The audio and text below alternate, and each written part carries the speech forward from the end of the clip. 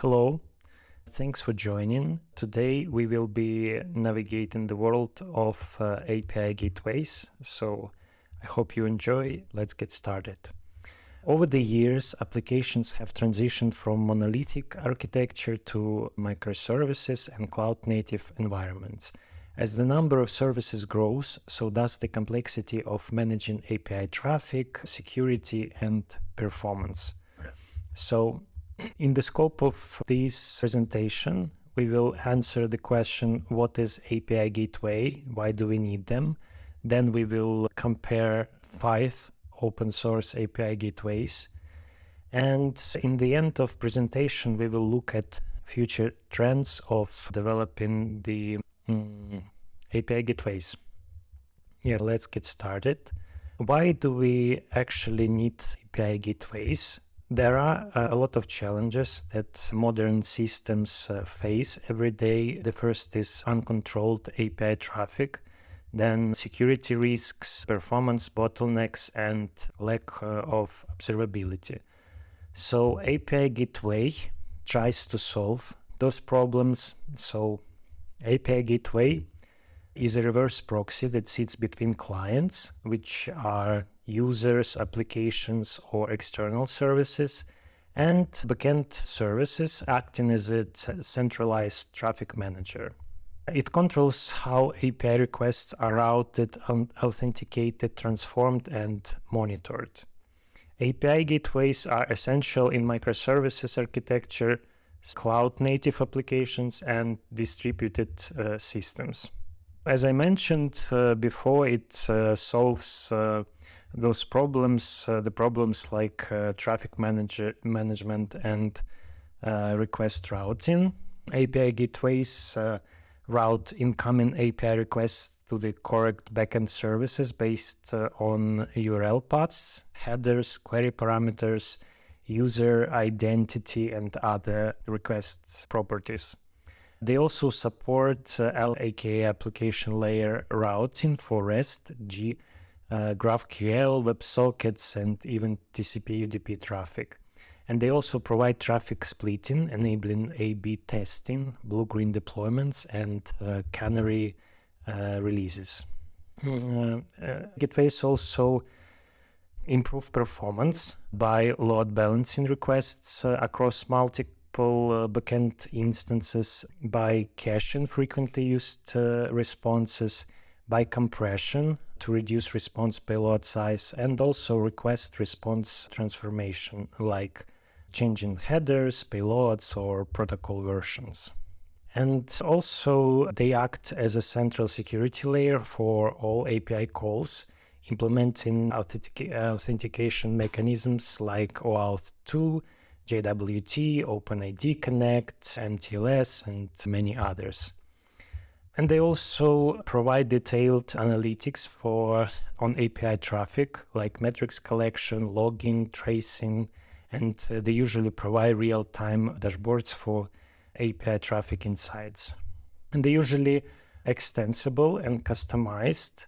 They provide built-in plugins for rate limiting, authentication, login, and so on. And they also provide you with the capability of writing your own custom plugins to extend the functionality. So we will discuss in the scope of this presentation, we will be discussing 5 open source solutions.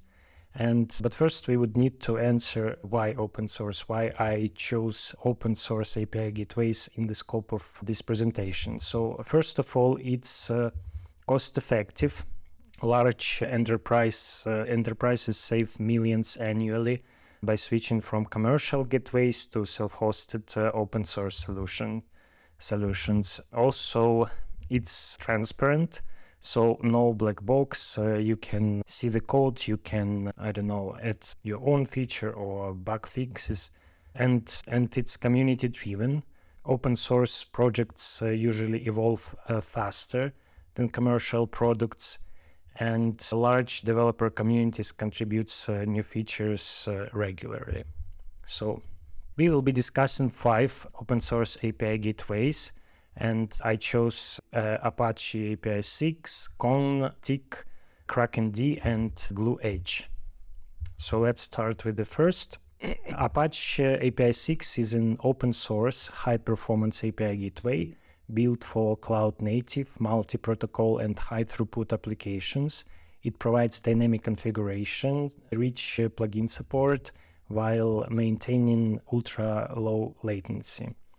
So key technical details you can see on the screen. It's written in OpenResty, in Jinx plus Luajit. Its license is Apache 2.0, which means that it's fully open source. Storage options is etcd and files. Configuration options admin API, YAML files, or declarative configuration like Kubernetes CRDs if deployed to Kubernetes.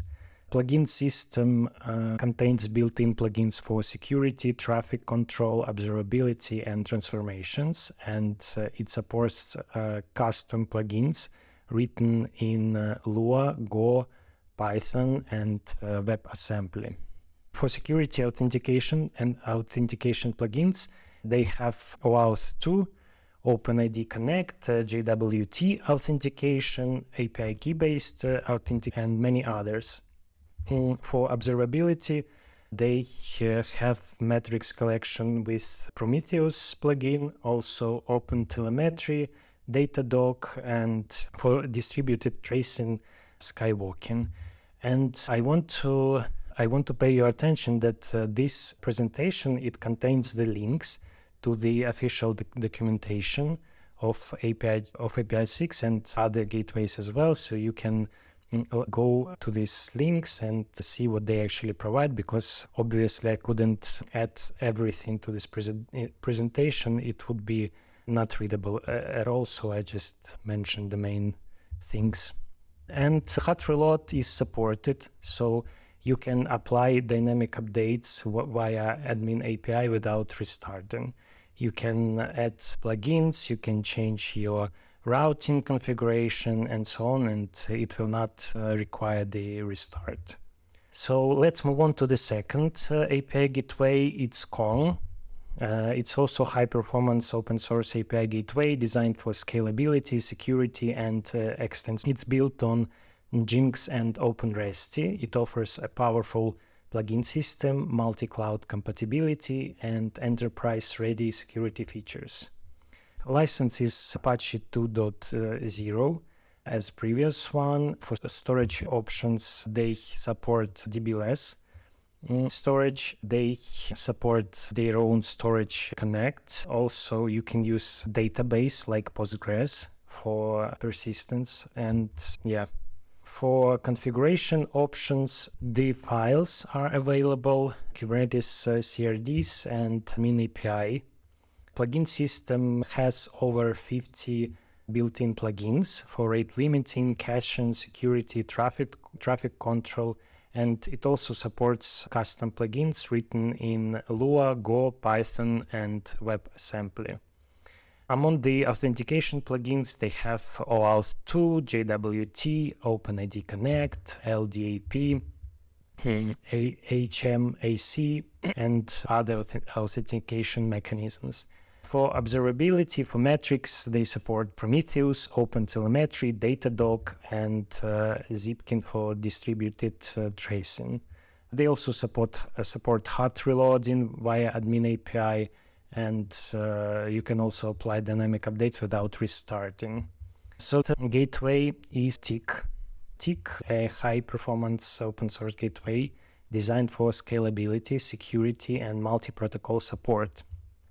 It's built in Go, not Lua and Jinx like previous API gateways. It provides native GraphQL support, authentication, and rate limiting, and flexible deployment option for cloud, hybrid, and on-premises environments. As I said, it's written in Go, high performance and multi-threaded. The license is MPL. For storage, they use Redis.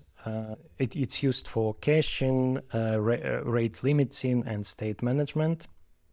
And also optionally for dashboard, for analytics, they use MongoDB and SQL database.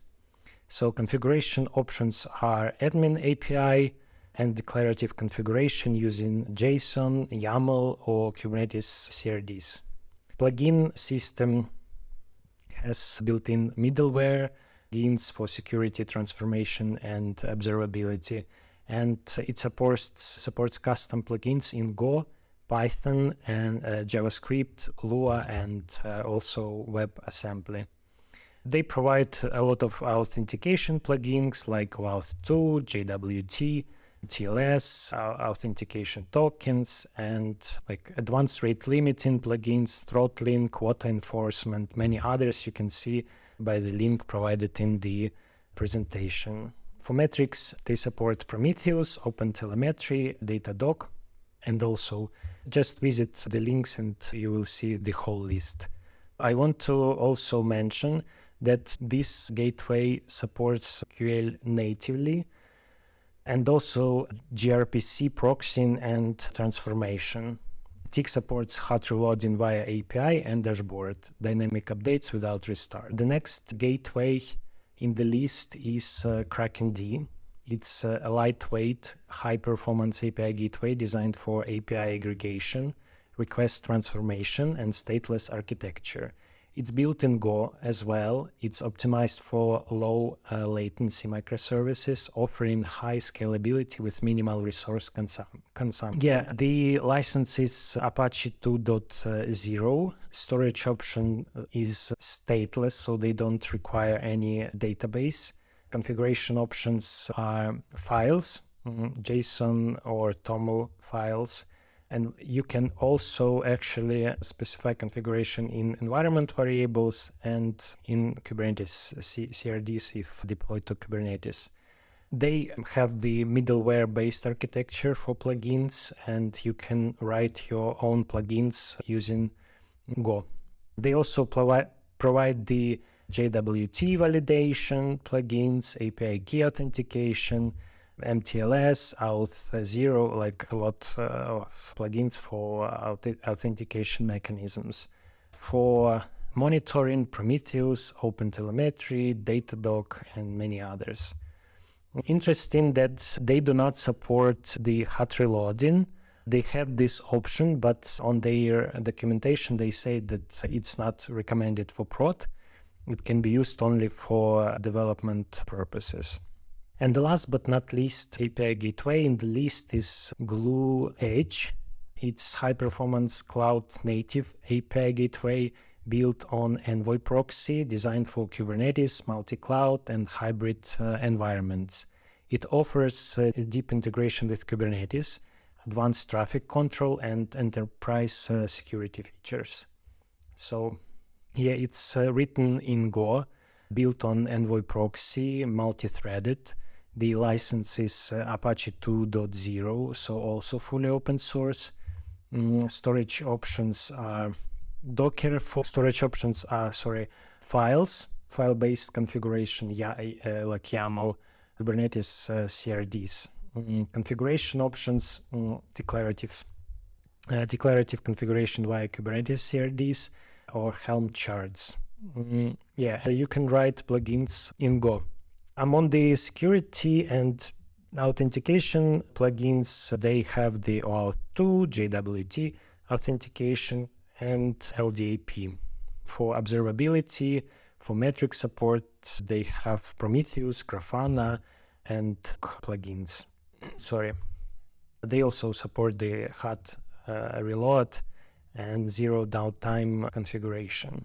Yeah, when choosing an API gateway, performance is a critical factor, especially for high traffic applications, microservices, and latency sensitive workloads. Here's how the API 6, Con, Tyk, KrakenD, and Gloo H compare in terms of latency and throughput. So I ordered those API gateways from the fastest ones to slowest. Of course, like here I looked at the benchmarks on their websites, and I looked at the information on the internet, And it seems like the situation is like this. API 6 is the first, is the fastest API gateway because it's built on OpenRest Nginx and Lua JIT. It's optimized for ultra-low latency. This JIT compilation, just-in-time compilation in Lua JIT, it runs plugins faster than traditional Lua used by Kong. So Kong is the last in this list. So why is KrakenD fast? KrakenD is optimized for API aggregation and stateless performance, make it ultra fast. So it's fully written in Go. No scripting overhead, unlike Lua-based gateways. It's stateless, so no need for etcd, Postgres, or Redis. And it's designed for API aggregation. It merges multiple API calls into a single response efficiently. And it has the high concurrency thanks to Go routines. It can handle thousands of simultaneous requests with low resource usage. So why is Tyk a strong performer? Tyk balances performance and extensibility. It's built in Go, and usually in many properties, Go is faster than Lua-based gateways. Yes, it's optimized for security-heavy workloads, but is slightly slower than API 6 and KrakenD in raw performance. Yeah, Gloo Edge optimized for Kubernetes. It's built on Envoy proxy, so provides strong Kubernetes native performance. It's highly optimized for L7 routing. It's best suited for Kubernetes heavy deployments. And why is Con slower than API 6 is because it's based on OpenRest without JIT compilation, so slower than API 6, and it relies on Postgres for persistence. That's database latency. But it's worth saying that DBLS mod improves performance, but it's still not as fast as API 6 or KrakenD. And it also contains like a strong plugin ecosystem, but plugin execution adds overhead. And you can see I specified here the links to benchmarks. Those are benchmarks in their official sites. And some of those gateways provide versus like comparison. API 6 versus Con, KrakenD versus Con, and versus Tyk versus Con. It can be useful, like they use different machines, different configurations, so it's hard to say who is the best, but this is the general picture. And if you see the Con benchmarks, they had done a lot of tests in a lot of machines with different configurations, so worth checking. So the second thing I want to mention is WebSocket support. KrakenD doesn't support it in open source version, only in enterprise version. For gRPC, KrakenD doesn't support it as well. And also the license for Tyk, you may have noticed that it's MPL and it's less permissive than Apache 2.0. And I think that it's also useful to see which customers, like which technologies use those gateways in production. So here's the list, and maybe it will help to make decision when choosing the right gateway. Yeah, let's move on to the final part. So future trends. As modern applications evolve, API gateways must adapt to new challenges in performance, security, and scalability. And here are the key future trends shaping API gateways.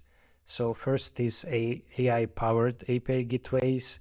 Like AI will predict traffic patterns and auto-scale APIs dynamically, and AI-driven anomaly detection will prevent failures before they impact users. And I saw actually in the documentations of those API gateways that API 6 and Con also already look in this direction, but and they already have some plugins for this, but those plugins are just simplifying access to LLM providers.